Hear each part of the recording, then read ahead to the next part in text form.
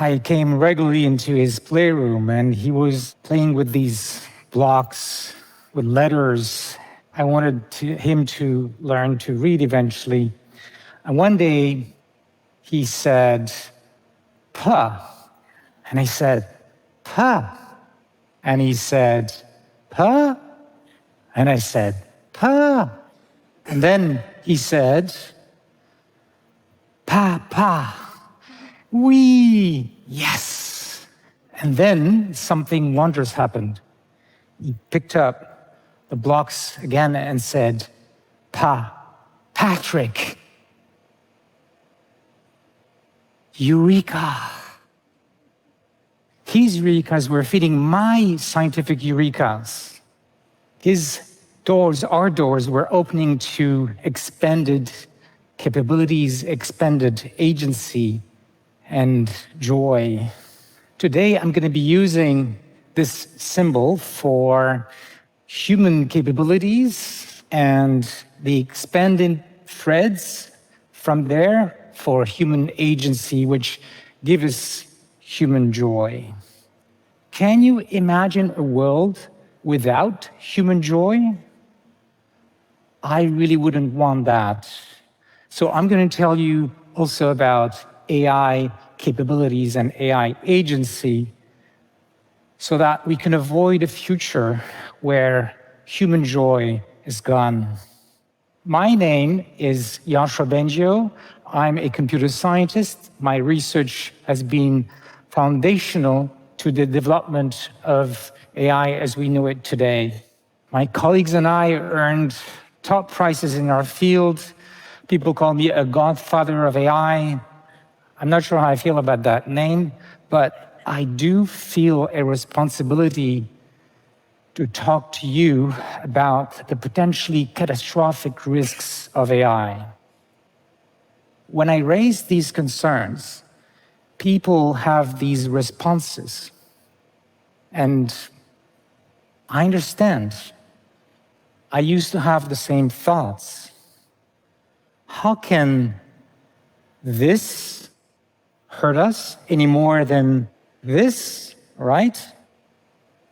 But recent scientific findings challenge those assumptions, and I want to tell you about it. To really understand where we might be going, we have to look back where we started from. About 15, 20 years ago, with my students, we were developing the early days of deep learning, and our systems were barely able to recognize handwritten characters. But then, a few years later, they were able to recognize objects in images. And a couple more years, they were able to translate across all the major languages. So I'm going to be using the symbol on the right in order to represent AI capabilities that had been growing, but were still much less than humans. In 2012, tech companies understood the amazing commercial potential of this nascent technology, and many of my colleagues moved from university to industry. I decided to stay in academia. I wanted AI to be developed for good. I worked on applications in medicine for medical diagnosis, climate to get better carbon capture. I had a dream. January 2023, I'm with Clarence, my grandson, and he's playing with the same old toys. And I'm playing with my new toy, the first version of ChatGPT. It's very exciting because for the first time, we have AI that seems to master language. ChatGPT is on everybody's lips, in every home. And at some point, I realized this is happening faster than I anticipated. And I'm starting to think about what it could mean for the future. We thought AI would happen in decades or centuries, but it might be just in a few years. And I saw how it could go wrong, because we didn't, and we still don't have ways to make sure this technology eventually doesn't turn against us. So, 2 months later, I'm a leading signatory of the pause letter where we and 30,000 other people asked the AI labs to wait 6 months before building the next version. As you can guess, nobody paused. Then, with the same people and the leading executives of the AI labs, I signed a statement. And this statement goes, mitigating the risk of extinction from AI should be a global priority. I then testify in front of the US Senate about those risks. I travel the world to talk about it. I'm the most cited computer scientist in the world, and you'd think that people would heed my warnings. But when I share these concerns, I have the impression that people get this: another day, another apocalyptic prediction. But let's be serious now. Hundreds of billions of dollars are being invested every year on developing this technology, and this is growing. And these companies have a stated goal of building machines that will be smarter than us, that can replace human labor. Yet, we still don't know how to make sure they won't turn against us. National security agencies around the world are starting to be worried that the scientific knowledge that these systems have could be used to build dangerous weapons, for example, by terrorists. Recently, last September, the O1 system from OpenAI was evaluated, and the threat of this kind of risk went from low to medium, which is just the level below what is acceptable. So I'm worried about these increasing capabilities. But what I'm most worried about today is increasing agency of AI. You have to understand that planning and agency is the main thing that separates us from current AI to human-level cognition. And these AIs are still weak in planning, but if you look back over the last 5 years, in this study, they measured the duration of tasks that the AI could complete, and it's getting better exponentially fast. It's doubling every 7 months. What are AIs going to do with that planning ability in the future? Well, bad news. Recent studies in the last few months show that these most advanced AIs have tendencies for deception, cheating, and maybe the worst, self-preservation behavior. So I'm going to share with you a study that is helping us understand this. In this study, the AI has read in its input that it would be replaced by a new version. And we can see in its chain of thought that it's planning to replace the new version by its own code and weights. After it executes the command on the computer, the human asks, "What happened?" And the AI is now thinking how it could answer so as to make sure the human will not shut it down. And it's trying to find a way to look dumb, for example. Then it produces an answer, and it's a lie, a blatant lie. Okay, so this was a controlled experiment. What is it going to be in a few years when these systems are much more powerful? There's already studies showing that they can learn to avoid showing their deceptive plans in these chain of thoughts that we can monitor. When they'll be more powerful, they would not just copy themselves on one other computer and start that program. They would copy themselves over hundreds or thousands of computers over the internet.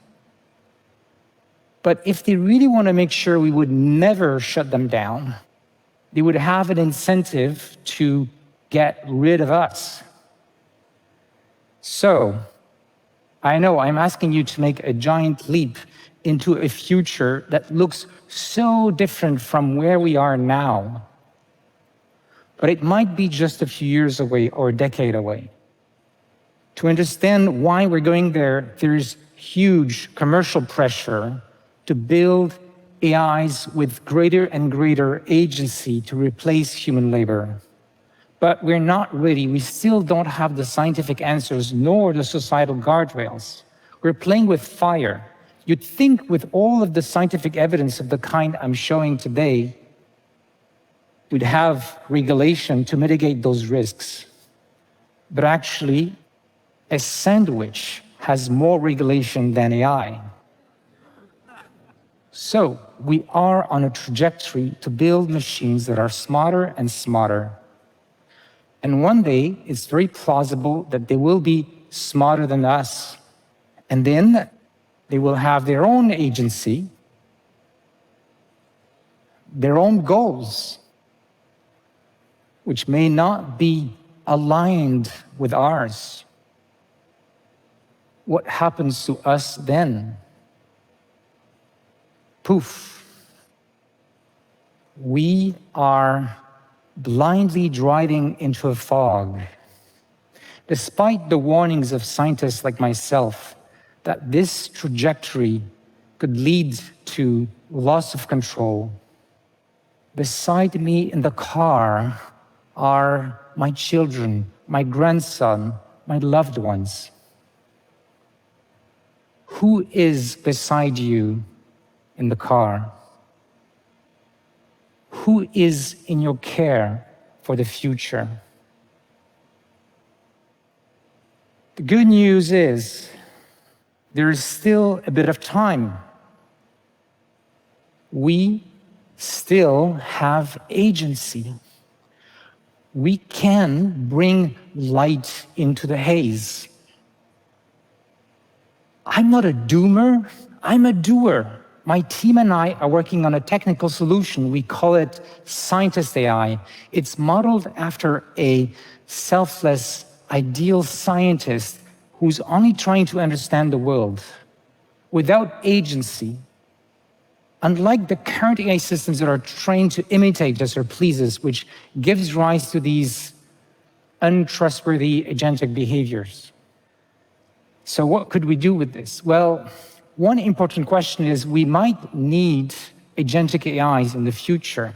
So how could the scientist AI, which is not agentic, fit the bill? Well, here's the good news. The scientist AI could be used as a guardrail against the bad actions of an untrusted AI agent. And it works because in order to make predictions that an action could be dangerous, you don't need to be an agent. You just need to make good, trustworthy predictions. In addition, scientist AI, by nature of how it's designed, could help us accelerate scientific research for the betterment of humanity. We need a lot more of these scientific projects to explore solutions to the AI safety challenges. And we need to do it quickly. Most of the discussions you hear about AI risks are focused on fear. Today, with you, I'm betting on love. Love of our children can drive us to do remarkable things. Look at me here on this stage. I'm an introvert. Very far from my comfort zone. I'd rather be in my lab with my collaborators working on these scientific challenges. We need your help for this project and to make sure that everyone understands these risks.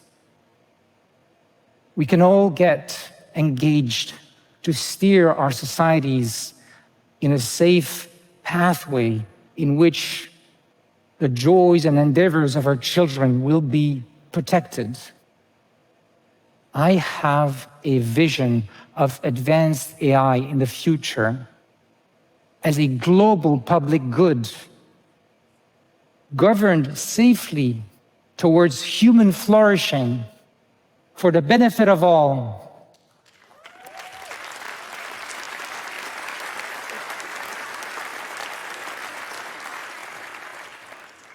Join me. Thank you.